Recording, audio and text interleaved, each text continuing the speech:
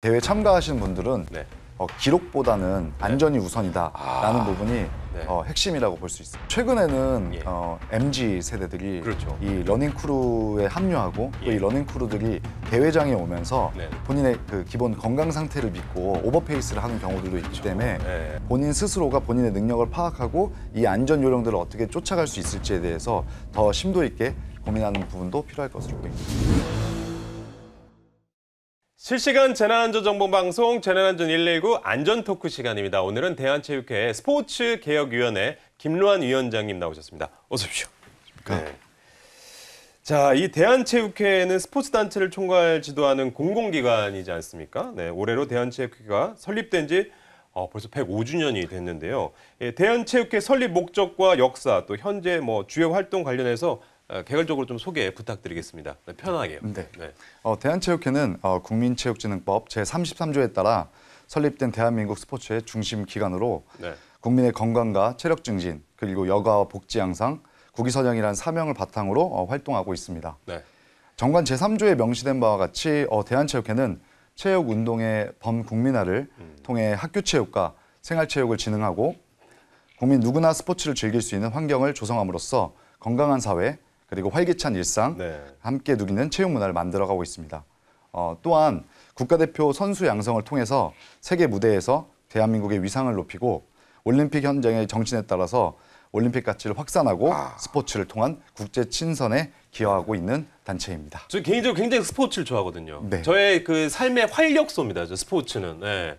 그러다 보니까 정말 이 학교 체육과 생활 체육 진흥하는 대한체육회 굉장히 저한테도 중요한 기관이지 않을까 이런 개인적으로도 네. 그런 생각이 드는데요. 근데 사실 요즘 폭염에도 아랑곳하지 않고 야외 활동하시는 분들 굉장히 많으시지 않습니까? 그래서 오늘은 뭔가 다치지 않고 안전하게 운동할 수 있는 스포츠 안전에 대해서 저희가 알아보도록 하겠습니다. 준비된 뉴스 2개 함께 이어서 보시죠. 한 마라톤 참가자가 비틀거리다 쓰러지고 길을 비켜달라는 다급한 목소리가 들립니다. 응급차에게 자리를 비켜주세요. 어제 저녁 경기도 하남에서 열린 마라톤 대회에서 참가자 29명이 찜통더위에 잇따라 쓰러졌습니다. 19명이 병원으로 이송됐고 10명은 현장 응급조치를 받았습니다. 당시 기온은 30도 정도였지만 습도의 체감온도는 더 높았습니다. 참가자들은 주최 측의 준비 부족을 지적합니다. 주최 측 홈페이지에도 비난글이 쇄도했습니다. 압사 위기를 느꼈다 등 아찔한 상황에 대한 비판입니다. 이번 마라톤 참가자는 10,000명 정도였지만 주최 측은 경찰에 6,000명에 대한 안전계획을 제출한 것으로 알려져 책임 논란이 불거질 전망입니다. 요즘 유행인 러닝을 즐기는 사람들이 모인 한 포털 사이트 카페. 최근 열린 제1회 전주 마라톤 대회를 성토하는 게시글이 잇따라 올라왔습니다. 최악이었다. 경기 후에 환불할 수 있냐. 조직위원회가 대회 직전까지 여러 차례 코스를 바꿔 혼란을 일으켰고 코스 길이도 제대로 맞추지 못했다는 겁니다. 또 3,000명 넘게 몰렸지만 안전관리 인력이 충분치 않아 사고 위험까지 있었다고 호소합니다. 안내도 안 되고 해갖고 막 사람들끼리 계속 부딪히고 안전에 대해서 아예 신경을 안 썼던 것 같아요. 그쪽에서. 다치겠다는 마음도 많이 들었죠. 중간중간에 막 넘어진 애기들도 있고 그랬던 것 같아요. 인력은 정말 없었던 것 같고 10km 뛴 친구는 실제 10km가 아니라 8점 몇 킬로 뛰었다고 하더라고요. 마라톤 대회 조직위원회를 직접 찾았지만 사무실 문이 닫혀 있었습니다. 주최 측은 취재진과 통화에서 조기 대선으로 마라톤이 기존 5월에서 6월로 미뤄지면서 운영상 미숙한 점이 생기게 됐다. 인력을 300명 이상 배치하는 등 안전관리 측면에서는 부족한 점이 없었다고 설명했습니다. 또 참가자들에게는 사과의 뜻을 밝혔지만 참가비 환불 등 후속 조치 계획은 없다고 밝혔습니다. 조직위는 전북교육청에서 후원금 2천만 원을 받고 참가자들에게는 최소 10,000원에서 최대 35,000원까지 참가비를 거뒀습니다. KBS 뉴스 김현주입니다. 자, 민간 단체들이 주관하는 마라톤 대회에서 발생한 안전 이슈를 보셨는데 이 러닝을 즐기는 사람들이 늘어나면서 마라톤 대회 인기가 굉장히 높은데요. 이런 행사에서 발생하는 그 안전사고 실태 어떤지 한번 짚어주시겠습니까? 지금 네. 실태가 어떻습니까? 사실 지금 지역마다 러닝 크루도 많이 늘어나고 활성화되면서 예. 마라톤 대회가 남녀노소 누구나 함께 달리는 축제의 장으로 또 활성화되고 있습니다. 네. 근데 그래서 이 마라톤이라는 운동 자체가 주의를 기울이지 않게 되면 안전사고의 위험이 크게 존재하다 보니까 이런 안전사고의 유형이 어떤 것인지 우리가 좀 파악해 볼 필요가 있습니다. 예. 첫 번째로는 열사병, 뭐 저체온증, 그렇죠. 심정지, 네. 탈수와 같은 이제 의료 건강 사고가 있고요. 또 그리고 발목, 염자, 무릎 부상, 근육 파열 등과 같은 외상 사고가 대표적이라고 할 수 있습니다. 네네네. 이러한 사고는 대회 참가자 누구에게나 발생할 수 있기 때문에 네. 이 개인들 또 참가자들 자체가 주의를 요할 필요가 있습니다. 두 번째로는 환경적 요인 또한 무시할 수가 없습니다. 네. 환경적 폭염이나 네. 뭐 한파, 그리고 또 갑작스러운 날씨 변화 같은 경우는 특히 이 고연령자들에게는 체온 조절 같은 부분에서 문제를 일으킬 수 있어서 네, 부상의 위험을 아니 줄 수 요즘 있습니다. 보면은 그 폭염주의보 굉장히 또 발령이 많이 되고 저도 군대를 7월 군번이었어가지고 굉장히 더울 때 갔거든요. 근데 그때는 그 30도가 넘어가면 32도 넘어가면 폭염주의보 되면은 훈련을 아예 안 했어요. 근데 지금은 그 러닝을 뛰시는 분들 이런 분들은 뭐 날이 더워도 말씀하신 건 추워도 그냥 하시니까. 그래서 보통 이런 마라톤 대회 같은 경우는 오전에 기획이 되는 경우가 많은데 예. 오전에서 이 키로수에 따라서 5km, 보통 10km, 15km, 25km, 40km 코스로 이제 네. 많이 나눠져 있습니다. 대회 크기에 따라. 네. 그런데 이제 대회의 운영상 결국 좀 시간이 밀리다 보면 네. 이 12시를 넘어가는 경우들이 다수 발생하고 네. 이때 같은 경우는 대회가 진행 중이라 중간에 멈추는 것 자체가 상당히 좀 어려운 부분이 있습니다. 이게 사실 마라톤 대회, 막 그 러닝이라는 이거 자체가 그냥 진입 장벽에 뭐 그냥 운동화 신고 뛰기만 하면 되니까 가볍게 생각을 좀 하시는 것 같은데 이것도 굉장히 좀 이런 안전 수칙도 좀 잘 생각을 해야 될 것 같다는 생각이 드네요. 특히나 이제 대회에 참가하게 되면은 그냥 뛰는 것보다도 룰을 좀 숙지할 필요가 있고 네. 또 쉬는 코스가 늘 뛰던 공간이 아니라 네. 새로운 코스에 가서 새로운 사람들과 뛰다 보니까 그 코스에 대한 숙지가 좀 일부 있어야 그쵸. 안전하게 러닝을 마칠 수 있을 것 같습니다. 그러니까요. 제 기억으로 제 2008, 9년부터 뭔가 그 러닝 대회 아니 뭐 그런 이벤트들이 시작된 것 같아요. 네, 맞습니다. 이게 벌써 지금 세월이 10여 년 지난 지금 굉장히 붐이 됐단 말이죠. 많은 분들이 이런 것 좀 숙지 좀 하셔야 될 것 같다는 생각이 네. 듭니다. 네, 알겠습니다. 또 어떤 또 이야기가 있나요? 네. 뭐 방금 말씀하신 것처럼 개인적 또 환경적 요인 외에는 네. 이 대회장과 관련된 것이 있습니다.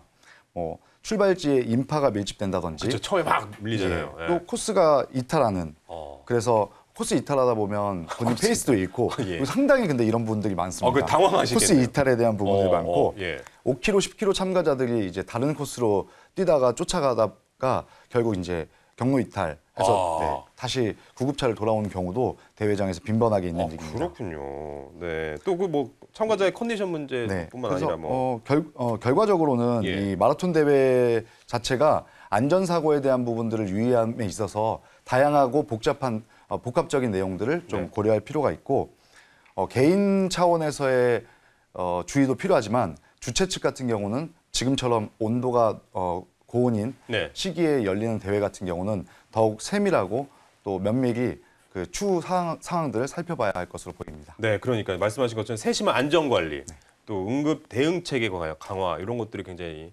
중요한 부분이지 않을까. 그래야지 또 온 국민이 또 즐겁게 운동할 수 있는 환경이 되지 않겠습니까? 맞습니다. 맞습니다. 사실 요즘같이 폭염이 심해지는 여름철 뉴스에서 뭐 폭염으로 20명 넘게 탈진한 사고 이런 것들 나왔는데 마라톤 대회는 안전사고 말씀하신 것처럼 우려가 굉장히 클 것 같거든요. 실제로 이게 어느 정도 고강도 운동에 해당이 됩니까? 아까 말씀드렸죠. 그냥 편하게 뛴다고 생각하는 분들도 꽤 많으실 것 같거든요. 네. 이제 마라톤 하면 우리가 단순히 오랫동안 유산소 운동을 한다고 생각하는 경우가 많은데 예.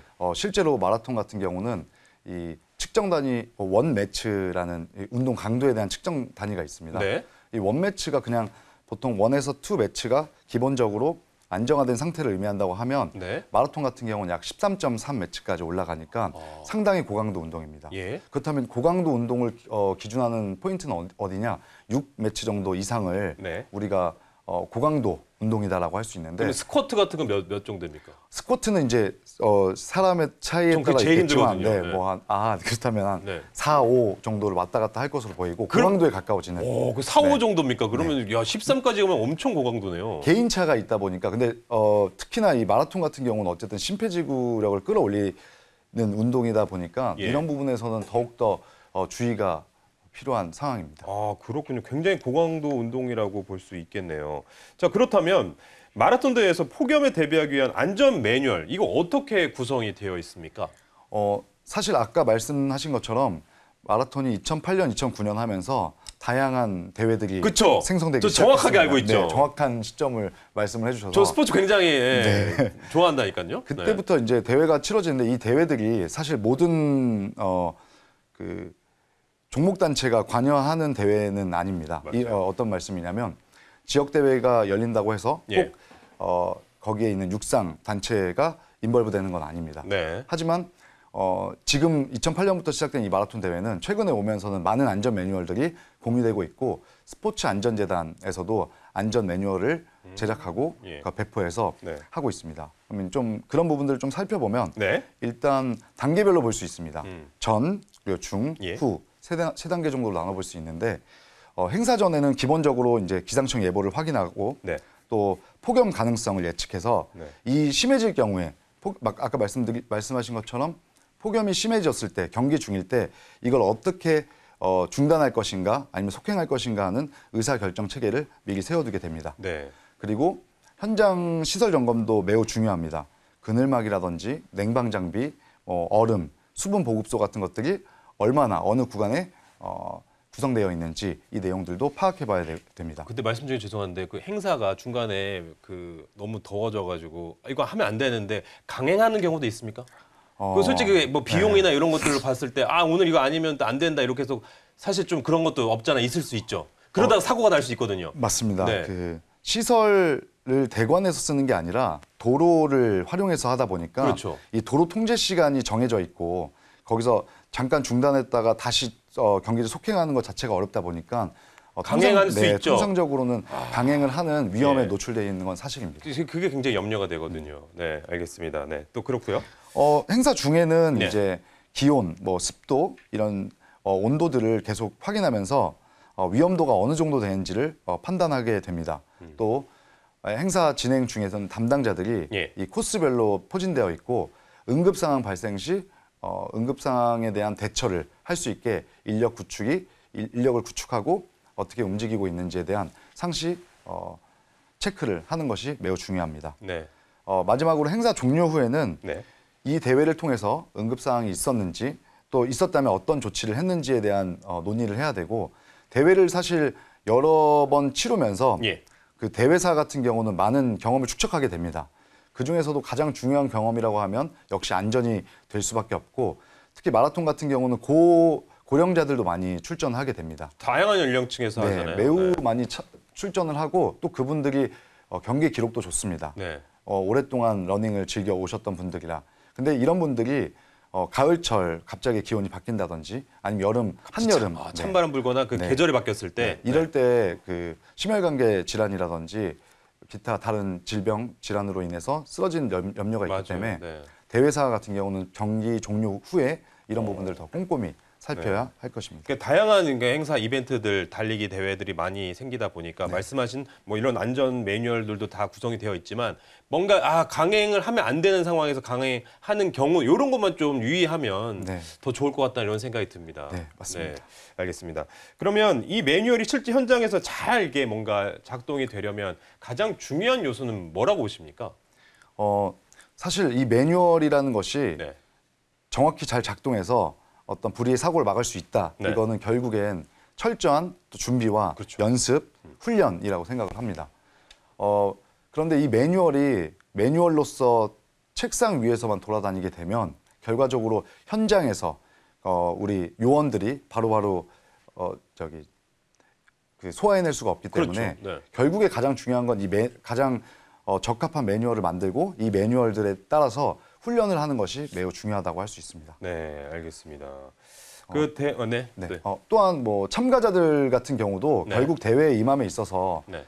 본인들의 수준을 고려해야 되는 것도 필요하지만 실제로 대회 참가사만 믿고 그 참가 운영자 측에 대한 내용들만 보고 따라하기보다 본인 스스로가 본인의 능력을 파악하고 이 안전 요령들을 어떻게 쫓아갈 수 있을지에 대해서 더 심도 있게 고민하는 부분도 필요할 것으로 보입니다. 왜냐면 완벽한 안전 매뉴얼이 갖춰졌다 하더라도 그날 그 당시에 본인 컨디션이 안 좋으면 어쩔 수 없는 거잖아요. 맞습니다. 말씀하신 것처럼 고강도의 이 운동인데 거기 갑자기 심장박동이 안 좋거나 컨디션 알 텐데 옆에 친구들이나 같이 간 크루들이 막 간다고 같이 따라가 버리면 안 되는 거잖아요. 맞습니다. 그 약간의 그 자존심, 약간의 그런 것들 좀 내려놓고 네. 그 상황에 맞게 네. 예, 대회 주최 측과 네. 연계하는 게 좋을 것 같다는 생각이 드네요. 그래서 한 가지만 딱 꼽으라고 하면 예. 이 대회 참가하시는 분들은 네. 기록보다는 안전이 우선이다라는 부분이 네. 핵심이라고 볼 수 있습니다. 정말 그 참가의 의의를 두는 느낌으로. 예, 네, 그러면서 물론, 네.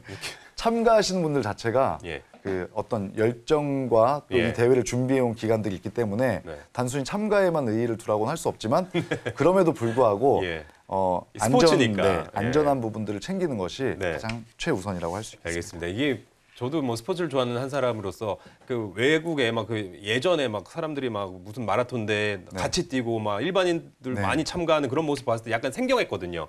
근데 요즘엔 그런 것들이 굉장히 자연스러운 분위기, 문화가 확산된 것 같아서 네. 참 그런 분위기 좋아 보이거든요. 여기에 또 안전까지 더 함께 한다면은 그 어느 나라 부럽지 않은 그런 환경이 되지 않을까 생각이 듭니다. 특히 이번 최근에는 예. MZ 세대들이 그렇죠. 이 러닝 크루에 합류하고 또 예. 이 러닝 크루들이 대회장에 오면서 네. 오히려 이 MZ 세대들이 본인의 그 기본 건강 상태를 믿고 오버페이스를 하는 경우들도 있기 때문에 예. 오랫동안 러닝을 하신 분들 같은 경우는 그래도 본인의 상태도 잘 아시고 또 건강에 따라서 조절을 할 수 있지만 MZ들 같은 경우 말씀하신 것처럼 다른 크루를 앞지르려고 하다가 또 다른 빈번하게 사고가 있기 때문에 네. 보다 본인을 잘 알고 맞아요. 또 네. 차츰차츰 늘려가는 것이 네. 필요하다고 할 수 있습니다. 모든 스포츠는 힘을 빼는 게 우선 아니겠습니까? 맞습니다. 네, 힘을 좀 빼셔야 됩니다. 예.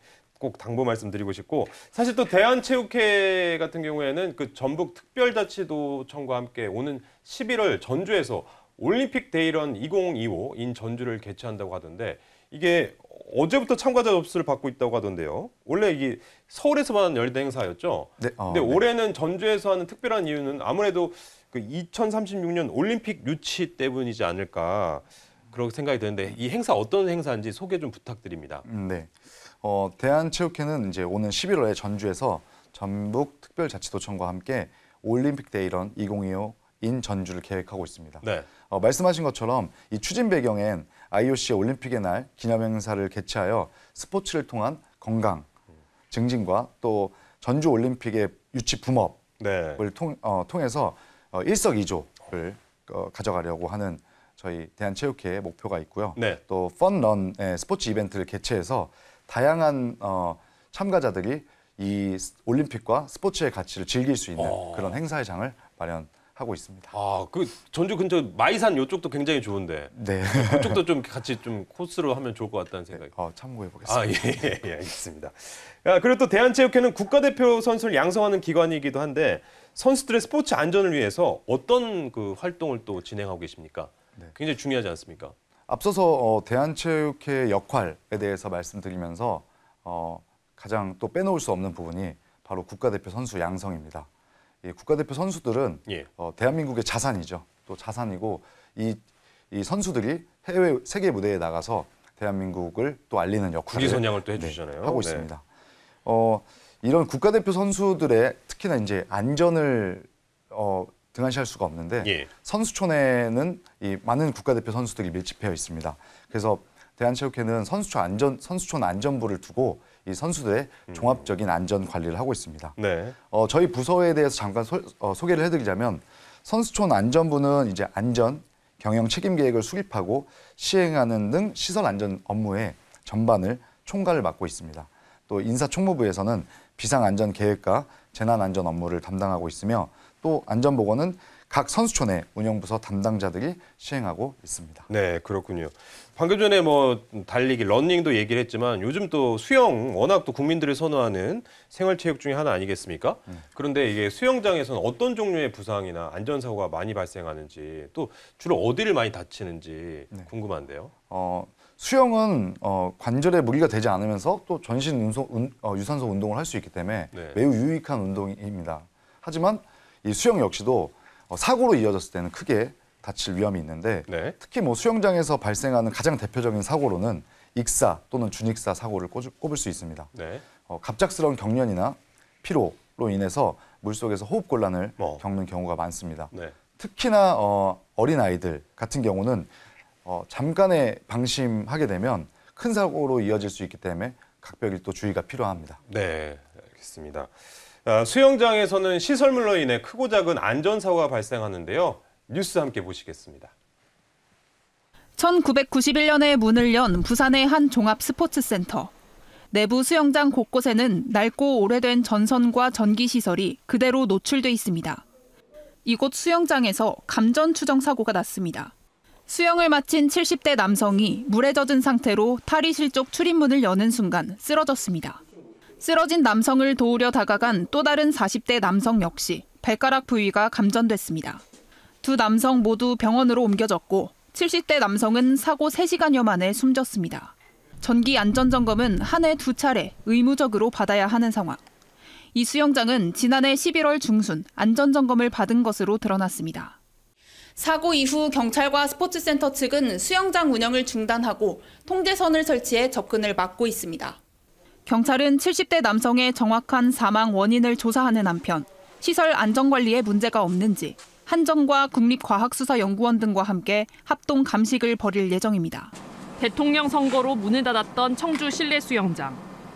갑자기 1층 로비에서 천장 마감재가 10m 아래 바닥으로 무너져 내립니다. 사고 이후 임시 휴장 조치와 함께 시설 점검과 보수가 이뤄졌습니다. 추가 붕괴 사고도 예방하면서요. 근본적인 이제 이번에 붕괴된 곳에 대해서는 저희가 원인 분석을 하기 위해서 점검 결과 습기 때문에 천장 내부 마감 철물이 부식돼 사고가 난 걸로 확인됐습니다. 수영장 시설 특성상 습도가 높은데 로비 쪽 채광이 부족해 부식된 마감재가 견디지 못하고 떨어진 겁니다. 청주시는 사고가 발생한 로비를 비롯해 계단과 관람석 안쪽 기존 마감재와 철골 구조물을 걷어내고 보강했습니다. 또 습기를 최대한 줄이기 위해 환기구 4곳을 더 설치하고 배기시설을 강화했습니다. 청주시는 다음 달 1일부터 수영장을 정상 운영하기로 했습니다. 사고가 난 지 석 달 만입니다. 안전한 걸로 자문단 결과도 나왔고 시민들께서는 안심하시고 오셔서 즐기시면 될 것 같습니다. 청주 실내 수영장은 관련법상 2종 시설물로 정기적으로 정밀 안전진단을 받아야 하는 대상은 아닙니다. 하지만 35년 전 1990년 건립된 데다 안전사고까지 난 만큼 정밀 진단으로 구조적 안전성을 살펴보겠다는 게 청주시의 계획입니다. KBS 뉴스 민수아입니다. 아니 그러니까 첫 번째 뉴스에서 나온 수영장에서 한 명은 목숨을 잃고 다른 한 명은 발가락을 또 다쳤습니다. 이게 사실 수영장 가시는 게 또 어르신분들도 건강을 생각해서 가신 건데 이런 무슨 참사가 이렇게 났습니까? 저는 굉장히 안타까운데요. 보니까 원인은 누전으로 추정되고 있는데 위원장님, 이거 사고 원인 어떤지 한번 다시 짚어주시겠습니까? 뉴스에 나왔던 첫 번째 감전 사고의 경우는 예. 낡고 오래된 전선과 또 전기 시설의 관리 부주의라고 볼 수 있겠습니다. 네. 두 번째 붕괴 사고가 같은 경우는 수영장 특성을 좀 고려해야 될 것 같은데 네. 뉴스에서 나왔다시피 습도가 높은데 또 이 습한 환경으로 인해서 마감재가 부식되면서 예. 그 하중을 견디지 못하고 붕괴가 일어난 사례로 볼 수 있겠습니다. 참 이게 또 천장 마감재가 무너진 수영장, 아무튼 사람들이 크게 다칠 뻔했는데 이 사전에 붕괴를 막을 방법 이런 건 없었을까요? 굉장히 안타깝습니다, 진짜로. 네. 결국은 이제 이런 시설들은 운영 측면에서 좀 더 심혈을 기울여야 된다고 생각을 합니다. 네. 전기 설비 점검이라든지 안 좋은 요원들의 배치 그리고 시시각각 이 운동 이 시설을 사용하는 사람들을 고려해서 네. 지속적으로 이제 예방할 수 있는 좀 그들만의 이제 프로세스를 계속 가동해야 되는데 네. 이런 부분들이 미흡했다 보니까 이번 사고가 생긴 게 아닌가 싶습니다. 아니 수영장 정말 수영할 생각으로만 가지 뭐 이런 것까지 안전사고가 있을 거라고 생각을 네, 네, 누가 이렇게 하지 못하잖아요. 굉장히 이런 안전 불감증이 굉장히 안타깝다는 생각이 드는데 앞서 그 누전에 의한 사고를 언급하셨는데 수영장에 가진 그 특수성 때문에 사고로 이어질 수 있는 환경적 요인 또 뭐가 있는지 예방할 수 있는 조치가 어떤 것들이 있는지 좀 설명 부탁드립니다. 네, 정기적인 전기 설비 점검이 필수라고 할 수 있습니다. 네. 수중 조명이나 펌프처럼 물과 직접 맞닿는 장비의 경우에는 예. 더 체계적인 점검과 또 이상 징후를 파악할 수 있는 체크 포인트들이 필요하다고 생각을 합니다. 그렇습니까? 네. 물론 또 이 전원이 차단되도록 누전 차단기를 반드시 설치해서 네. 이러한 급작스러운 사고를 막아야 될 필요도 있고 네. 전기 설비 같은 경우는 반드시 방수, 방진 기능이 갖춰진 제품을 사용해서 수영장, 특히 이제 물 가까이 있는 시설들 같은 경우는 이런 부분들을 보다 체계적으로 관리해야 될 것으로 보입니다. 네, 진짜 좀 잘 관리가 됐으면 하는 바람입니다. 이런 일이 다시 일어나지 않았으면 합니다. 그리고 또 최근에 파크 골프가 많이 인기를 끌고 있는데 이 골프 같은 야외 운동은 어떤 유형의 사고가 자주 발생하고 그 원인은 어떤 것들이 있을까요? 네. 저도 최근에 이제 파크 골프장을 정말 많이 갔었는데, 그래요? 네, 파크 골프장은 정말 예약을 하지 않으면 못 갈 정도로 어르신들의 핫플레이스군요. 주된 스포츠 공간이 되어 있고 네. 새벽부터 오후까지 거의 모든 지역에 있는 파크 골프장들은 다 예약이 되었다고 이야기해도 무방할 정도로 어마어마한 인기를 끌고 있습니다. 그렇게 뭐 골프장처럼 크진 않고 이제 좁은 네. 공간이긴 한데 네. 그 인기가 엄청 많군요. 뭐 연령대도 예전에는 이제 뭐 65세 이상의 딱 어르신들, 고령자들만 네. 일하고 했던 인식이 있다면 지금은 40, 50대들도 많이 파크 골프에 참여하고 또 3대가 즐길 수 있는 스포츠다라는 슬로건을 걸고 또 파크 골프 협회 같은 경우는 많은 홍보를 진행하고 있습니다. 네. 어떤 유형의 사고가 자주 발생합니까? 막상 이제 파크 골프가 우리가 흔히 아는 골프와는 좀 다르다 보니까 네. 안전 사고가 있을까라는 없을 좀 것 같은데요. 네. 의구심을 갖기도 하는데 네. 홀과 홀 사이가 굉장히 좁다 보니까 실제로 이제 스윙을 해서 공이 굴러가서 이제 맞게 되는 경우도 있고 그렇군요. 또 롱홀 같은 경우는 공을 띄우는 분들이 있다 보니까 이 펜스의 여부에 따라서 옆 홀에 피해를 주는 경우도 있습니다. 네. 그리고 공을 띄우기 위해서 좀 무리한 과도한 이제 스윙이나 그러니까 힘을 빼야 되는데 그 맞습니다. 힘을 못 빼가지고 그런 부분들 때문에 이제 허리 예. 또 뭐 염좌 이런 것들이 발생하는 것이 하나의 파크 골프에서 좀 사고 유형이라고 볼 수 있습니다. 그렇군요. 그러니까 거기 무슨 사고가 날까 싶었는데 또 그 안에서도 그런 여러 가지 크고 작은 사고들이 있군요. 알겠습니다. 이 또 초고령 사회 진입에 따른 사회적 비용을 줄이는 최고의 대안은 뭔가 그 아프지 않고 건강한 것 아닐까 이런 생각이 드는데 노인들, 어르신들 대상으로 하는 생활체육 활성화가 굉장히 중요해지고 있는 이 사회적 분위기 아니겠습니까? 그런데 이에 대한 인식 개선이 필요하지 않을까 이런 싶은 생각이 드는데 이와 아울러 좀 뭔가 대한체육회에서 추진하고 있는 사항들 어떤 것들이 있습니까? 앞으로 또 어떤 비전을 보이고 계시는지. 네. 방금 말씀드렸던 것 같은 파크 골프, 또 게이트볼 등등의 시니어들이 즐기는 스포츠들이 다 대한체육회의 산하 종목단체로 등록이 되어 있습니다. 네. 그리고 그들과의 원활한 커뮤니케이션을 통해서 대회 지원이라든지 또 활성화시킬 수 있는 많은 방안들을 종목 차원에서도 대한체육회가 함께하고 있고요. 네. 또 한편으로는 이 시니어 스포츠, 생활 스포츠로서 전 연령대가 스포츠를 아주 어린 시기부터 나이 들 때까지 할 수 있는 프로그램들을 많이 대한체육회는 구성하고 있습니다. 네. 특히 이제 찾아가는 생활체육 교실들이 있었고요. 이런 직접적으로 우리 전문화된 강사들이 파견되고 노인 스포츠 그리고 또 시니어들이 지속적으로 할 수 있는 체조 등등을 같이 보급하면서 네. 그 생활체육 자체 또 그 중에서도 노인체육에 특화되어 있는 많은 프로그램들을 대한체육회에서 제공하고 있었습니다.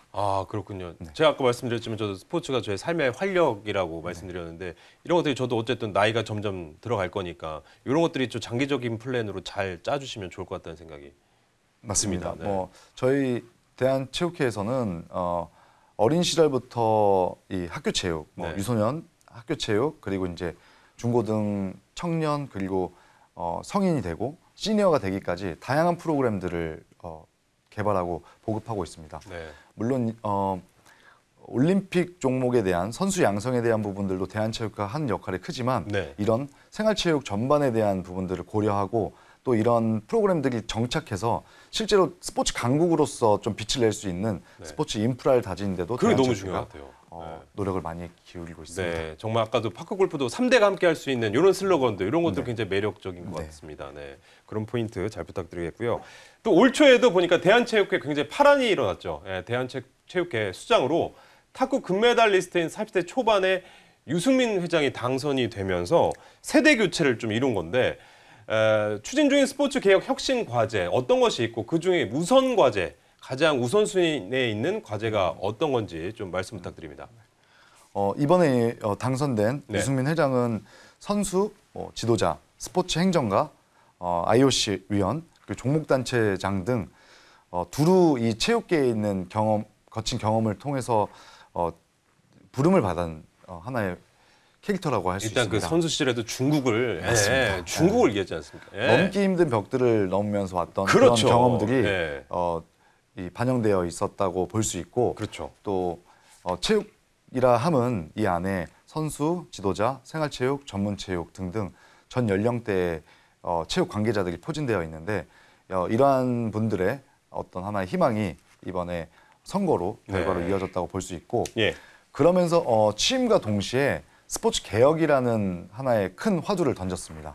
이 스포츠 개혁이라 함은 그간 체육회에 대한 기본 국민들의 인식 또 실제 이 체육 단체 안에 있는 우리 체육 관계자들의 어떤 희망 사항들을 반영하기 위해서 스포츠 개혁이라는 큰 화두를 던지고 스포츠 개혁 TFT를 구성하였습니다. 그래서 18명의 체육 분야 전문가들이 세계 소위로 나눠져서 대한체육회 그리고 앞으로 대한민국 미래 스포츠가 어떻게 가야 되는지 그 방향성을 다루고 있는데 저희는 이제 8대 혁신 과제 그리고 103개 중점 과제를 정리해서 보다 실효성 있는 정책으로 실현하기 위한 방안들을 강구하고 있습니다. 짧게 소개를 드리면 일단 뭐 혁신 과제들은 변화하는 대한체육회 그리고 지방체육회의 안정적 운영, 종목단체의 고른 발전, 학생운동 환경 조성, 그리고 선수 지도자 환경 개선 및 심판 전문화, 생활체육의 선진화, 그리고 글로벌 중심 K스포츠 육성, 대한체육회 수익 플랫폼 구축이라는 8개의 큰 혁신 과제를 갖고 있습니다. 네, 그렇군요. 그간 좀 뭔가 그 대한체육회 이미지는 뭔가 폐쇄적이고 뭐 그런 느낌이 있었는데 굉장히 좀 혁신적인 과제들로 많은 일들을 또 위원장이시니까 굉장히 또 어깨가 무겁겠습니다. 많은 걸 또 배우면서 소통하면서 지금 우리 개혁위원회를 이끌어가고 있는데 말씀하셨던 것처럼 결국에 중요한 건 그간의 이미지를 탈피하는 것부터가 중요한 부분이라고 생각을 합니다. 그래서 오늘 또 안전 키워드라는 부분도 결국은 기존에는 물론 안전에 대한 부분은 언제나 체육회에 또 잘 다루고 있었지만 보다 명확하고 보다 확실한 프로세스를 갖고 있는 대한체육회의 모습을 또 여러분들에게 또 소개해드리고자 자리를 하게 된 것도 하나의 계기라 할 수 있겠습니다. 말씀하신 것처럼 단순한 그런 변화가 아닌 모든 세대를 아우르는 건강한 체육 생태계를 위해서 최선의 또 노력을 해주시는 것 같습니다. 이런 구체적인 실천 방안을 잘 또 해보시면 좋을 것 같다는 생각이 드는데요. 지방 체육이나 또 학교 체육 정상화 이런 것들도 또 짚어주시는 것 같은데 어떤 배경에서 추진한 사안이면서 또 특히 무너진 학교 체육은 구체적으로 어떻게 좀 개선하실지 이런 것도 굉장히 또 중요한 부분이 아니겠습니까? 개혁위원회에서도 8개의 과제 중에 가장 심도 있게 다루고 있는 2개의 과제라고 할 수 있습니다. 사실 인구 소멸에 대한 부분들은 수도권에 사시는 분들은 사실 체감하기 좀 어렵지만 조금만 나가봐도 인구 소멸에 대한 부분을 느낄 수가 있습니다. 또한 그 인구 소멸은 곧 학교 학령 인구들이 좀 줄어들고 있고 또 그 줄어든 인구들은 어떤 걸 반증하냐면 생산 인구가 감소하고 있다는 걸 또 그러니까 스포츠 뭐 야구든 축구든 어느 다양한 종목에 선수들이 없는 거 아니겠습니까? 선수가 이제 없어지다 보니까 이 학교 체육이라는 부분도 지방 체육이라는 부분도 어느 한쪽만 살릴 것이 아니라 이 양쪽을 빠르게 봉합하지 않으면 추후에는 이제 더 이상 대한민국 국가대표 선수들을 만나보거나 그러니까 나중에 올림픽에 나갈 사람이 없을 것 같아요. 특히나 초고령 사회에 진입한 속도가 빨랐던 대한민국 같은 경우는 위기라고 할 수 있습니다. 그래서 지방체육과 학교체육 두 틀을 가장 크게 다루는데 지방체육 같은 경우는 결국 지방체육의 재정 안정화를 통해서 대한체육회와 함께 갈 수 있는 방안을 모색하는 쪽으로 또 정책적인 부분들이 완비되기 위해서는 제도적 개선을 좀 요하면서 만들어가고 있는 과제라고 할 수 있고요. 학교체육 같은 경우는 무엇보다 중요하고 이 학교체육이 결국은 핵심이라 할 수 있는 것 중에 하나가 학교체육을 대한체육회 차원에서 개혁과제로 삼은 것은 결코 학생운동부 일부만을 위한 과제는 아닙니다. 학교 학생운동부들이 보다 원활한 환경에서 그 인프라를 갖고 성장하면서 동시에 일반 학생들도 이 인프라를 활용해서 스포츠가 하나의 문화로 자리 잡고 이 문화로 자리 잡은 스포츠가 그 건강도 도모하고 또 네. 정신적, 신체적 그 성장을 도모하는데 도움이 될 수 있게 하기 위함이기 때문에 이런 부분들을 좀 더 개혁위에서도 힘차게 밀어붙일 생각입니다. 그러니까 이게 학교 체육, 학생 이런 학교 체육 같은 경우에도 뭔가 삶의 일부분으로 느끼게끔 네. 할 수 있는 그런 방안들이 잘 마련됐으면 좋겠다는 생각이 듭니다. 앞으로 할 일이 많으신데 더욱더 열심히 해주시고요. 자, 이게 이제 마지막으로 모든 출연자분들이 도전하는 30초 안전 챌린지 시간입니다. 또 이게 약간 도전하는 거 좋아하시고 또 이런 승부욕이 있으시지 않습니까? 30초 안에 딱 해주셔야 되는데 우리가 처음에 마라톤 얘기로 시작을 하지 않았습니까? 러닝, 마라톤을 부상 없이 사고 없이 즐기기 위한 안전 수칙 30초 안에 네, 말씀해 주시면 되겠습니다. 준비되셨습니까? 네, 됐습니다. 자, 그러면 준비됐으면 시작해 주십시오. 마라톤을 부상 없이 즐기기 위해서는 딱 3가지만 기억해 주시면 됩니다. 충분한 준비 운동과 스트레칭을 절대 잊지 마세요. 둘째, 무리한 경쟁은 피하고 음료와 수분 섭취를 통해서 탈수를 예방해야 합니다. 셋째, 코스에서 지정된 구간을 벗어나지 말고 응급 상황 시에는 즉시 가까운 안전요원에게 도움을 요청하세요. 안전이 최우선, 건강한 마라톤 즐겁게 완주하십시오. 네, 정확하게 또 3초 안에 역시 스포츠 이런 감각이 굉장히 대단하신 것 같습니다. 자, 여기까지 듣고요. 지금까지 김로한 대연체육회 스포츠 개혁위원장님이었습니다. 감사합니다.